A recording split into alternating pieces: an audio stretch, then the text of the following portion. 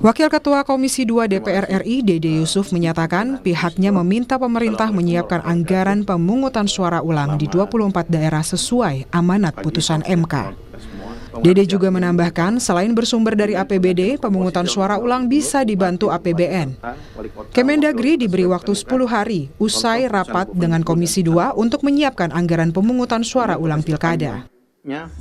Ya, sebetulnya memang hasil dari rapat kami kemarin Komisi 2 dengan Kemendagri, KPU, Bawaslu, dan DKPP, ada permintaan kurang lebih hampir sekitar 750 miliar. Itu di luar biaya pengamanan untuk TNI Polri maupun juga untuk pilkada ulang di 2 daerah. Jadi kalau kami hitung-hitung kurang lebih sekitar antara 900 miliar sampai 1 triliun. Nah, tentu ketika ini menjadi amanat MK, maka itu harus segera dilakukan karena ada beberapa pilkada yang harus dilaksanakan dalam 30 hari setelah keputusan MK, ada yang 60 hari, 90 hari, dan juga 180 hari. Itu sebabnya kami mengatakan bahwa pemerintah harus mempersiapkan sebuah skema alokasi anggaran untuk menyiapkan diprioritaskan dari 30 hari dan 60 hari setelah keputusan MK ini. Nah, silahkan itu kami beri waktu kesempatan 10 hari sejak kemarin kita rapat. Jadi kalau jatuhnya hari Jumat, insya Allah hari Senin depan kita akan rapat kembali dengan pemerintah, dengan Kemdagri. Berdasarkan Undang-Undang Nomor 10 Tahun 2016 tentang pemilihan gubernur, bupati, dan wali kota atau pilkada, sumber pembiayaan pilkada berasal dari APBD setiap daerah, baik provinsi maupun kabupaten kota. Namun, disebutkan juga jika dana yang dimiliki terbatas, pemerintah pusat dapat membantu melalui APBD provinsi maupun APBN. Dari 24 daerah yang harus menggelar PSU, setidaknya ada 8 pemerintah daerah yang menyatakan mampu membiayai PSU, sementara 16 lainnya tidak sanggup. 8 pemerintah daerah yang menyatakan mampu juga hanya bisa menutup 30% pembiayaan. 16 pemerintah daerah tersebut setidaknya membutuhkan dana tambahan yang bisa berasal dari APBD provinsi maupun APBN. KPU RI mengundang KPU daerah untuk membahas persiapan pemungutan suara ulang pada Senin siang. Ketua KPU RI Muhammad Afifuddin menyatakan akan berkomunikasi dengan Kemendagri soal anggaran pemungutan suara ulang. Anggaran ini karena kami sifatnya pengguna penerima dari instansi, dari Pemda, kalau Pemdanya tidak tersedia lagi, terutama di daerah yang PSU-nya 100% TPS di kabupaten kota atau provinsi tersebut, maka kami berkomunikasi dengan Kemendagri untuk kemudian dicarikan solusinya, dikoordinasikan apakah masih bisa pakai anggaran APBD atau disupport pakai APBN.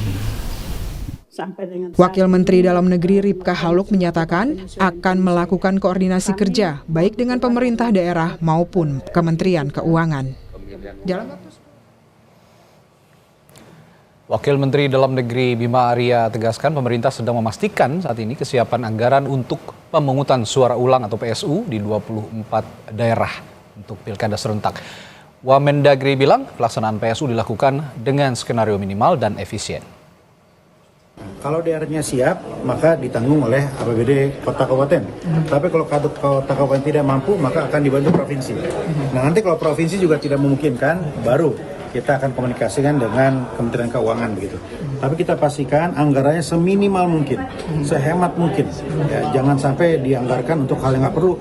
Ya, kita pastikan anggarannya minimal dan kita pastikan kesiapan itu dalam beberapa hari ke depan. Jadi nanti di pertemuan berikutnya dengan DPR akan ada kepastian berapa anggaran kesiapan dari pemerintah daerah dan berapa yang kemungkinan harus dibantu oleh provinsi atau kementerian.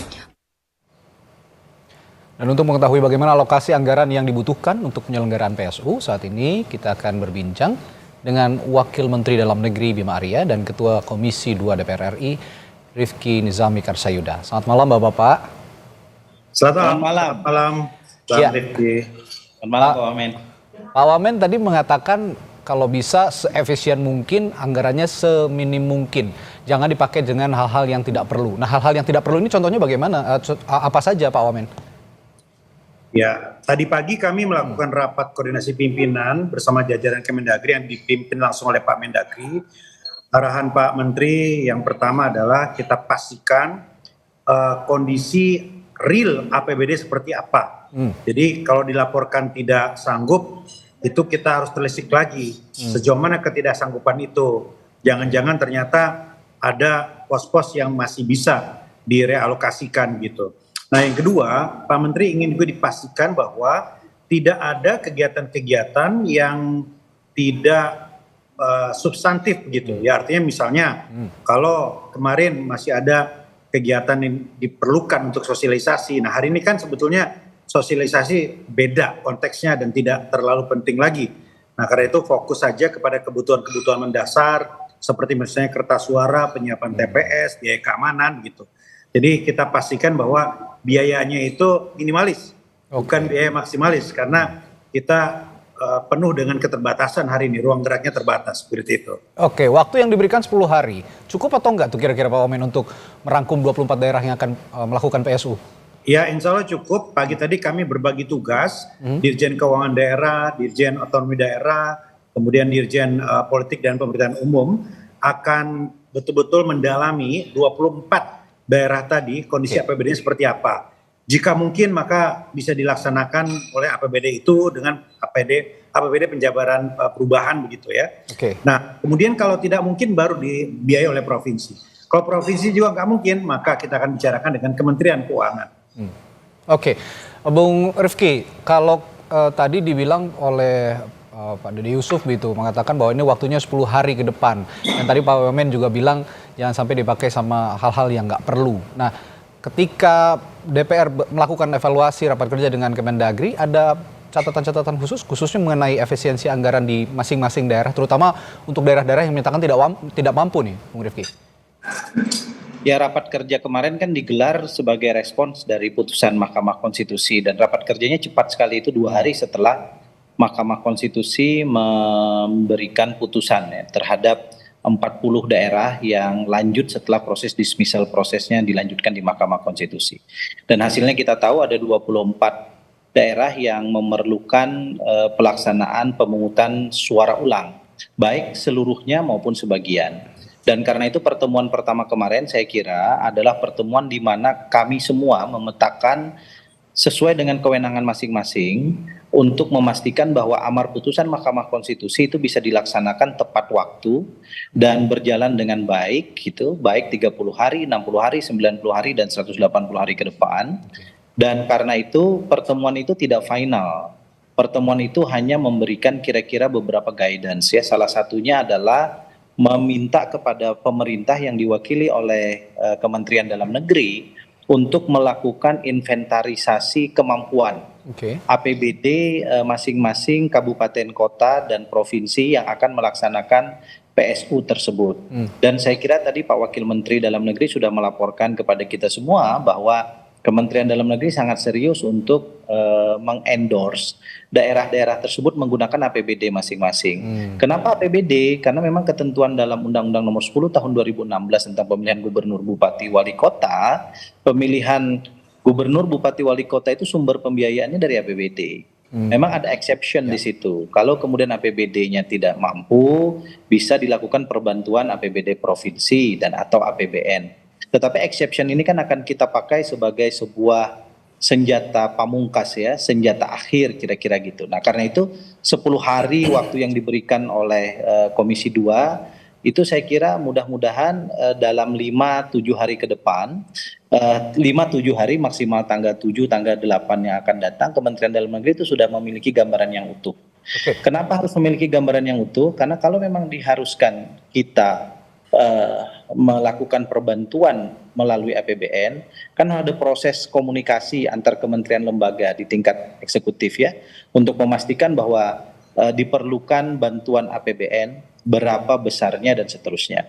Kendati demikian kami di Komisi 2 DPR RI ini kan adalah orang-orang partai politik yang kami juga melakukan komunikasi politik kira-kira begitulah ya dengan teman-teman di daerah-daerah tersebut. Kami mendapatkan gambaran kira-kira kesanggupan daerah itu maksimal sampai dengan detik ini baru 30% tuh dari kebutuhan 100% anggaran yang kita butuhkan. Nah karena itu kalau anggarannya plus minus 1 triliun maka saya berasumsi kemampuannya paling-paling di 300 miliar. 700 miliarnya itu dibutuhkan pada leveling APBN. Tinggal apakah betul 1 triliun ini sudah dilakukan efisiensi anggaran atau belum? Itu saya kira yang bisa kita lakukan penghematan lebih lanjut dengan tidak mengurangi substansi pelaksanaan PSU itu sendiri. Oke, ini supaya jelas berarti Bung Rifki 900 miliar sampai 1 triliun itu yang sudah mencakup uang keamanan juga, biaya pengamanan juga, itu berarti mekanisme digabungkan APBN dengan APBD atau hanya APBN saja? 1 triliun itu asumsi budgetnya. Budgetnya, oke. Dengan asumsi melaksanakan pemilihan normal dengan unit cost sama dengan kalau kita lakukan pilkada yang lalu. Oke. Tinggal kan tahapan ya, tahapan nggak ada kampanye misalnya maka tidak diperlukan. Tapi cost untuk misalnya honorarium KPPS, PPS, PPK itu menggunakan asumsi konvensional gitu. Kemudian bantuan keamanan hibah kepada TNI Polri juga asumsi konvensional. Bisa kita lakukan penghematan. Itu asumsi total anggaran yang dibutuhkan. Oke, makronya ya. Dari total anggaran baru kita kan pilah nih. Setiap daerah punya kemampuan bagaimana. Apakah dia bisa menyelesaikan 100% kebutuhan anggarannya di kabupaten, kota atau provinsinya? Ya. Kalau nanti didapatkan data oleh Kementerian Dalam Negeri, oh ternyata kabupaten ini cuma sanggup 60%. Ya. Berarti 40%-nya dicarikan ke provinsi atau pusat. Begitu pula di tempat-tempat lain. Nah karena itu kita kan bicara 2 level nih. Level kebutuhan secara keseluruhan dulu, kira-kira berapa. Lalu dari keseluruhan, total kemampuan APBD masing-masing berapa. Baru kemudian kalau diperlukan perbantuan dari APBN kira-kira berapa gitu. Ini diperlukan cepat karena terutama bagi daerah-daerah yang harus 30 hari melaksanakan pemungutan suara, dia memerlukan pendanaan yang cepat untuk kemudian memastikan seluruh operasionalisasi PSU itu berjalan sesuai dengan waktunya. Oke, dari jumlah 900 asumsi ya, 900 hingga 1 triliun Pak Wamen. Tadi juga Bung Rifki bilang ini harus ada inventarisasi segera dari Kementerian Dalam Negeri. Sudah ada inventarisasi dan kira-kira daerah-daerah mana saja yang butuh bantuan dari APBN? Sudah ada inventarisasi soal itu? Yang disampaikan oleh Bang Rifki tadi itu persis apa yang harus kita kerjakan dan apa yang sedang kita kerjakan. Jadi 24 daerah tadi ini kami dalami postur APBD-nya, postur kapasitas fiskalnya seperti apa, dengan tentunya menyesuaikan tidak terlalu sama dengan benchmarking biaya yang dianggarkan untuk pilkada lalu, karena ada unsur-unsur penghematan di sini, ada unsur-unsur yang berbeda. Nah dari situ kami perlu waktu ya beberapa hari ke depan untuk memastikan kesiapan di tingkat kota kabupaten itu. Nah kalau kemudian di tingkat kota kabupaten itu dinyatakan kurang, nah kurangnya berapa? Ya ini sambil dikomunikasikan dengan provinsi.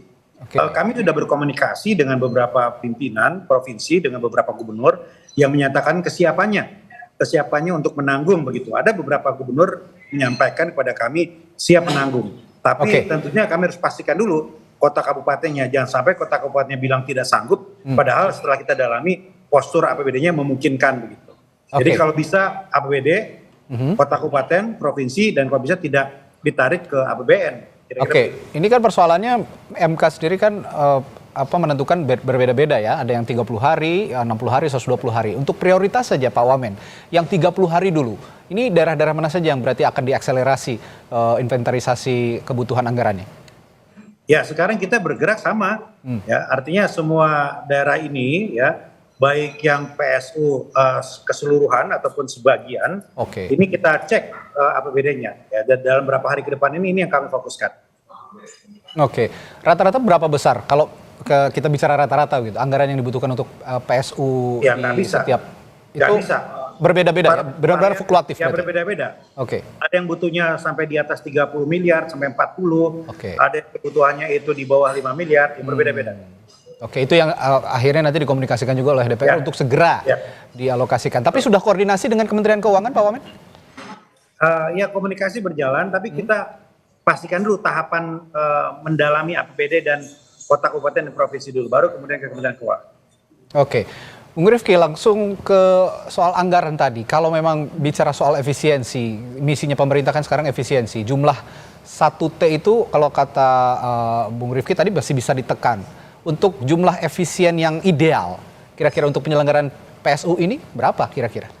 Saya mau cerita alurnya dulu. Jadi waktu rapat kerja di Komisi 2 itu kan, kita mengundang Kementerian Dalam Negeri, dalam hal ini diwakili oleh Bu Wakil Menteri, Bu Ripka, halo. Ya. Kemudian seluruh penyelenggara pemilu, KPU, Bawaslu, dan DKPP. Hitung-hitungan angka itu kan muncul dari penyelenggara pemilu sebagai user dari pelaksanaan PSU ini.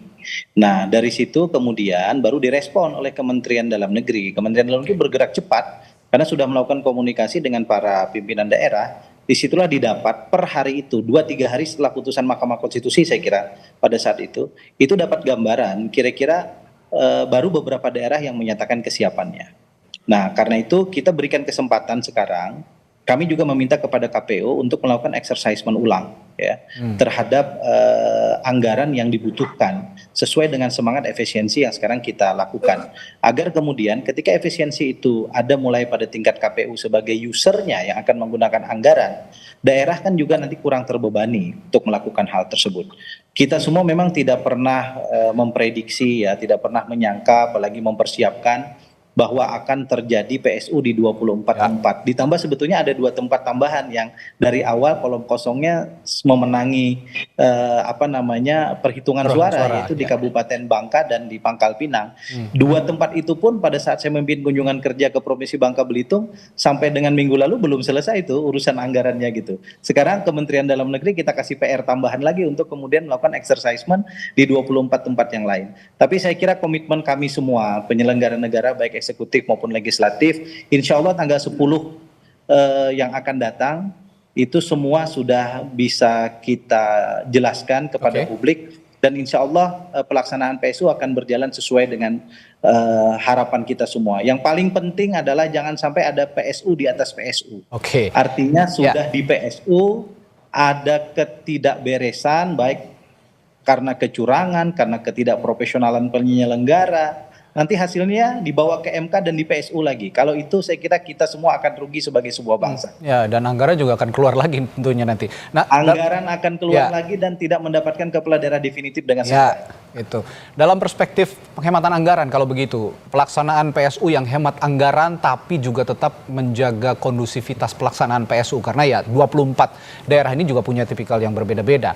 Dalam perspektif itu apa yang bisa Anda utarakan, Pak Rifki, Bung Rifki? Seandainya boleh saya memberi komentar sedikit terhadap putusan-putusan Mahkamah Konstitusi, karena komentar ini kan juga tidak mengurangi apapun terhadap derajat putusan Mahkamah Konstitusi yang bersifat final and binding. Kedepan saya kira kita juga perlu memberikan masukan kepada Mahkamah Konstitusi. Kalau memang nyata-nyata terdapat satu kecurangan yang terstruktur, sistematif, masif, atau terdapat pelanggaran hukum yang signifikan yang dilakukan oleh calon tertentu dan atau pasangan calon tertentu yang memenangi kontestasi pilkada, namun kemudian terbukti melalui fakta-fakta hukum di MK, saya kira lebih baik didiskualifikasi saja dan kemudian pemenang kedua ditetapkan sebagai kemudian pemenang pilkadanya, agar kita tidak harus kemudian melaksanakan PSU ini. Saya harus katakan sebagai Ketua Komisi 2 DPR RI, kami juga harus turut serta membantu pemerintah melaksanakan PSU ini dengan baik, dengan benar di tengah segala keterbatasan yang kita punya. Dan ini semua asal usulnya adalah ketidakberesan pelaksanaan pilkada, baik yang dilakukan oleh penyelenggara maupun kontestan, yang kemudian direspons oleh Mahkamah Konstitusi melalui putusannya untuk melakukan PSU. Mudah-mudahan ke depan kita semua sebagai sebuah bangsa bisa belajar banyak dari hal ini. Pak Wamen, kalau begitu bagaimana dengan tadi pandangannya Pak Bung Rifki tadi soal putusan MK yang bisa juga dimodifikasi kembali sepertinya untuk lebih bisa menjaga kondusivitas pelaksanaan PSU, Pak Wamen? Jadi kita memang punya pengalaman, ya, ada rangkaian pilkada yang panjang ketika ada PSU di atas PSU seperti disampaikan oleh Bang Rifki tadi. Gitu. Nah, karena itu hari ini kita akan pastikan 3 hal.